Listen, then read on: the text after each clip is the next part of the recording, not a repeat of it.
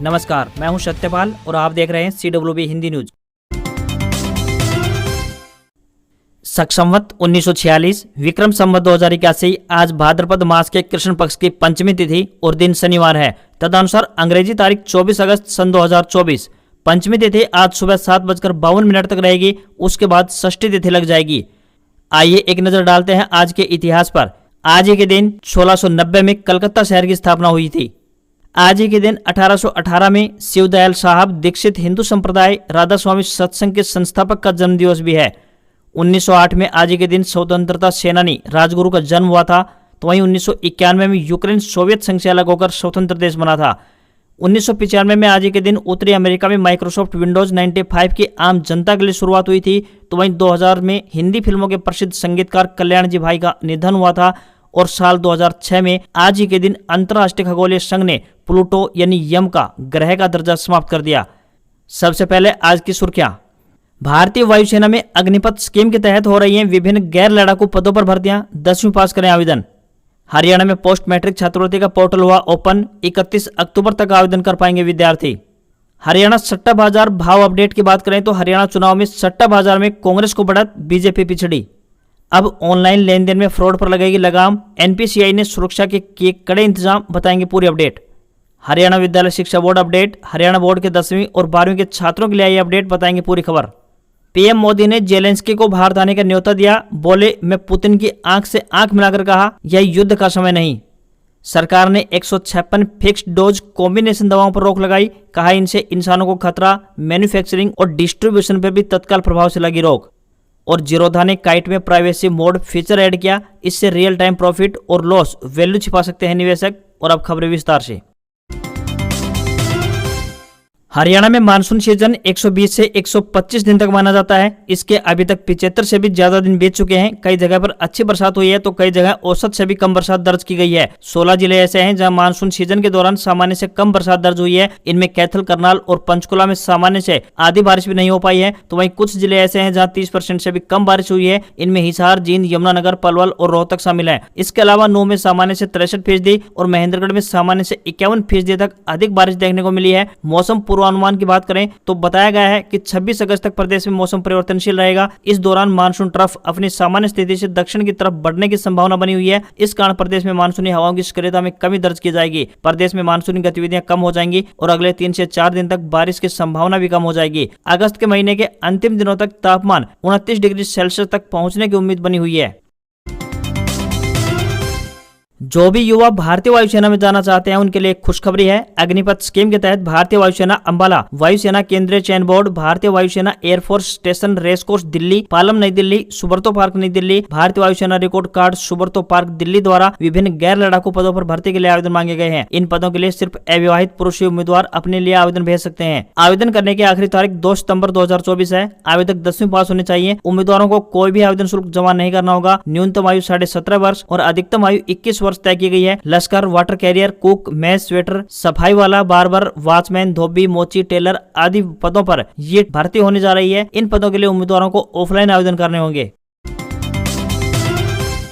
हरियाणा में विद्यार्थियों के लिए केंद्रीकृत छात्रवृत्ति के लिए पोर्टल खोल दिया गया है। उच्चतर शिक्षा विभाग ने शैक्षणिक सत्र 2024-25 के लिए पोर्टल को ओपन कर दिया है। विद्यार्थी इसके लिए 31 अक्टूबर तक ऑनलाइन आवेदन कर पाएंगे। इसके तहत एससी-बीसी विद्यार्थियों के लिए पोस्ट मैट्रिक स्कॉलरशिप सहित कुल मिलाकर 10 प्रकार की योजनाओं में विद्यार्थी अप्लाई कर सकते हैं। इस स्कॉलरशिप के लिए विभिन्न विश्वविद्यालय और कॉलेज में पढ़ाई कर रहे विद्यार्थी आवेदन कर पाएंगे। पोस्ट मैट्रिक छात्रवृत्ति का लाभ लेने के लिए विद्यार्थियों को अपने बैंक खाते में आधार सीडिंग करवानी कंपलसरी है। छात्रवृत्ति लाभ प्राप्त करने के लिए परिवार पहचान पत्र यानी ट्रिपल भी अनिवार्य की गई है। जिन छात्रों की पारिवारिक आय 2,50,000 रुपए तक है वही विद्यार्थी योजना के पात्र हैं। उन छात्रों को सरल पोर्टल से आय प्रमाण पत्र के लिए आवेदन करना होगा और छात्रवृत्ति फॉर्म भरते समय इसे अपलोड करना होगा। ऐसे में छात्रवृत्ति के लिए 31 अक्टूबर तक ऑनलाइन आवेदन किया जा सकता है।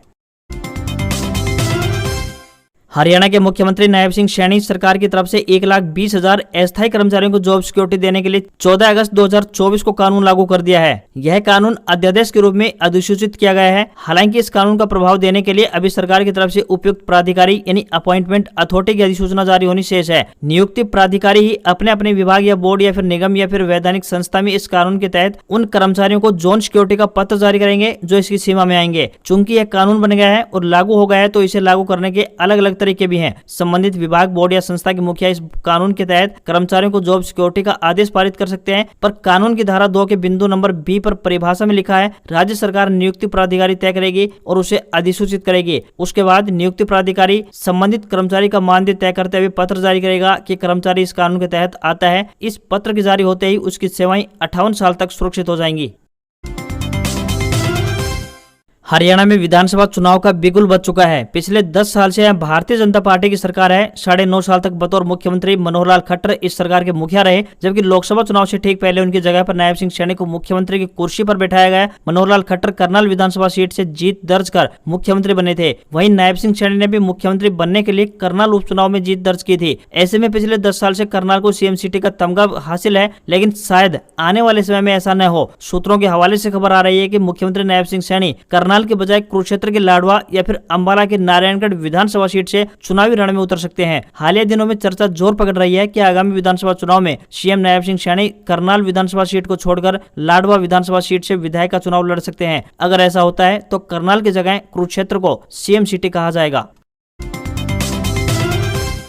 हरियाणा में विधानसभा चुनाव को लेकर राजनीतिक सरगर्मियां तेज हो चुकी हैं। सभी राजनीतिक दल उम्मीदवारों की लिस्ट फाइनल करने को लेकर मंथन कर रहे हैं। इसी कड़ी में भारतीय जनता पार्टी के गुरुग्राम में दूसरे दौर की बैठक हुई है, जिसमें 17 जिलों में प्रत्येक विधानसभा के लिए नामों पर चर्चा की जाएगी। एक दिन पहले 5 जिलों के लिए उम्मीदवारों के नाम पर भी चर्चा हो चुकी है। सूत्रों का कहना है कि पार्टी किसी भी तरह की जल्दबाजी के मूड में दिखाई नहीं दे रही है और प्रत्येक सीट पर जिताऊ प्रत्याशी का नाम फाइनल कर उसके पैनल बनाए जाएंगे। हरियाणा बीजेपी प्रदेश इकाई ने टिकट दावेदारों की 300 से ज्यादा प्रारंभिक नामों की लिस्ट दिल्ली हाईकमान के पास भेजी है। कुछ सीटों पर 2 से 3 जबकि कुछ पर 5 नाम शामिल हैं। अब तक पार्टी के हरियाणा मामले के प्रभारी सतीश पुनिया, चुनावी प्रभारी धर्मेंद्र प्रधान, सह प्रभारी विपल देव विभिन्न वर्गों से बैठक कर उनसे फीडबैक ले रहे हैं। संभव है कि इस रिपोर्ट पर पार्टी की केंद्रीय चुनाव समिति नई दिल्ली में विचार करेगी। इसके बाद पहली सूची जारी होने पर सहमति बनेगी। 10 साल की एंटी इनकम्बेंसी से निपटने के लिए पार्टी कई विधायकों और मंत्रियों की जगह पर नए चेहरों को भी उम्मीदवार घोषित कर सकती है।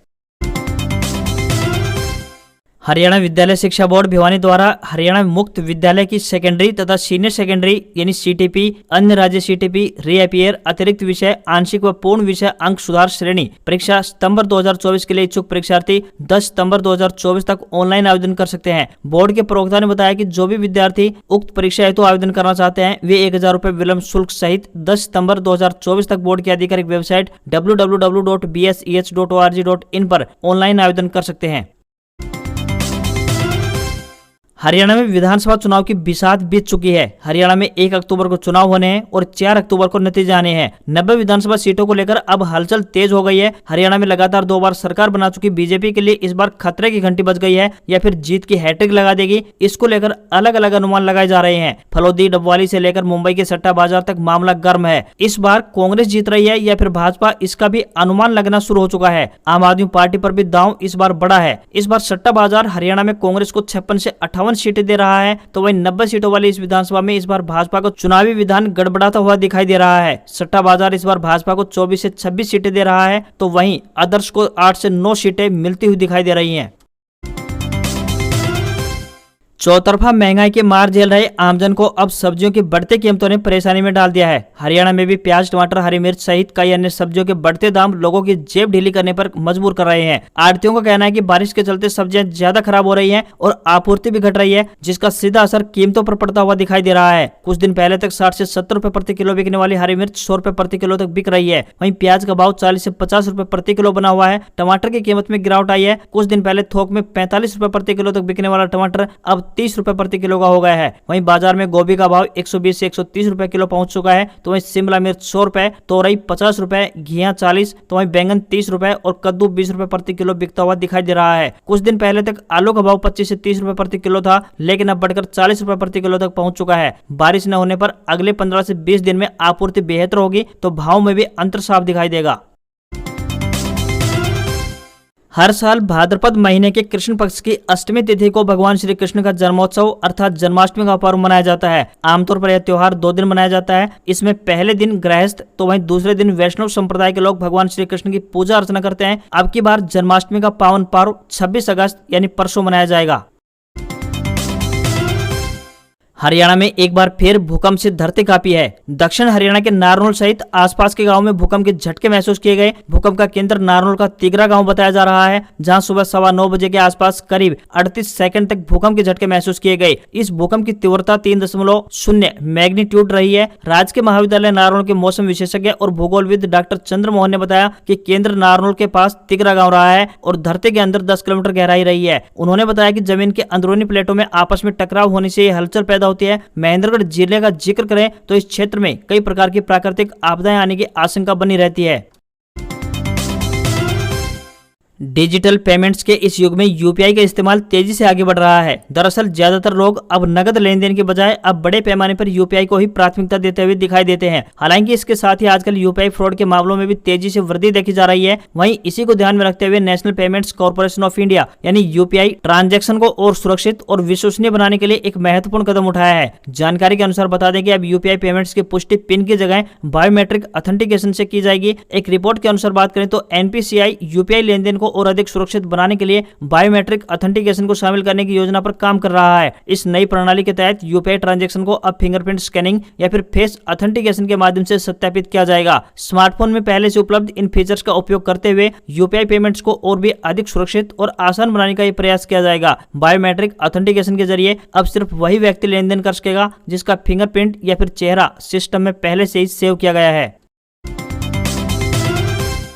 आपने देखा होगा कि सेफ्टी के मामले में प्रीमियम कारों में एक खास फीचर होता है, लेकिन मारुति सुजुकी ने अपने लोकप्रिय बजट कारों यानी अल्टो और एस्प्रेसो में एक बड़ा सुरक्षा अपडेट दिया है। कंपनी ने इन दोनों कारों में इलेक्ट्रॉनिक स्टेबिलिटी प्रोग्राम यानी ईएसपी को स्टैंडर्ड फीचर के रूप में शामिल किया है। यानी अब इन कारों के बेस मॉडल में भी यह फीचर आपको देखने को मिलेगा। इलेक्ट्रॉनिक स्टेबिलिटी प्रोग्राम यानी ईएसपी एक सुरक्षा सिस्टम होता है जो कि वाहन की स्थिरता को बनाए रखने में मदद करता है। यह सिस्टम वाहन के पहियों पर अलग अलग ब्रेक लगाकर और इंजन की पावर को नियंत्रित करके वाहन को फिसलने से रोकता है। खासकर फिसलन वाली सड़कों पर या फिर तेज मोड़ लेते समय सिस्टम कार को संतुलित रखने में बेहद ही कारगर साबित होता है। ईएसपी फीचर कार की सुरक्षा को काफी हद तक बढ़ा देता है। यह फिसलन वाली सड़कों पर दुर्घटनाओं को रोकने में काफी मदद करता है।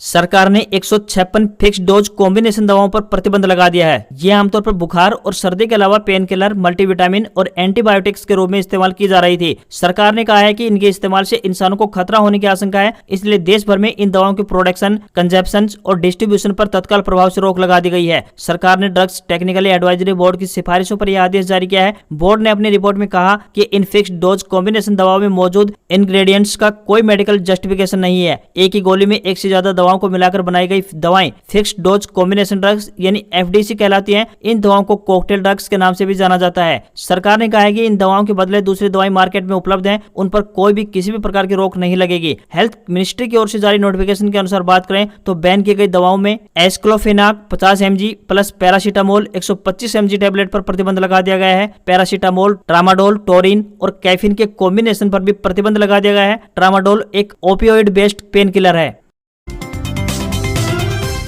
हीरो मोटोकॉर्प ने 125 सीसी बाइक सेगमेंट में अपडेटेड हीरो ग्लैमर को लॉन्च कर दिया है। कंपनी ने नई ग्लैमर को नए कलर ऑप्शन, डिजाइन, अपडेट और नए फीचर के साथ पेश किया है। भारतीय टू व्हीलर बनाने वाली कंपनी का दावा है कि बाइक 1 लीटर E20 पेट्रोल में 55 किलोमीटर चल सकती है। नई ग्लैमर 2 वेरिएंट ड्रम और डिस्क में पेश की गई है। ड्रम ब्रेक वेरिएंट की कीमत की बात करें तो 83,598 रुपए और डिस्क ब्रेक वेरिएंट की कीमत 87,598 रुपए, जो कि दोनों ही एक्स-शोरूम कीमत है। भारतीय बाजार में बाइक अपने सेगमेंट में Honda SP 125, Honda Shine, TVS Raider और बजाज पल्सर 125 को टक्कर देती हुई दिखाई देगी। नई ग्लैमर अपने मौजूदा मॉडल के जैसे ही दिखती है। इसमें सिर्फ ब्लैक मेटेलिक सिल्वर कलर जोड़ा गया है। आज खबरों पर इतना ही। देखते रहिए आपका अपना हरियाणा का सबसे बेहतरीन news channel CWB Hindi news. नमस्कार। इसी आशा के साथ आपका दिन शुभ रहे।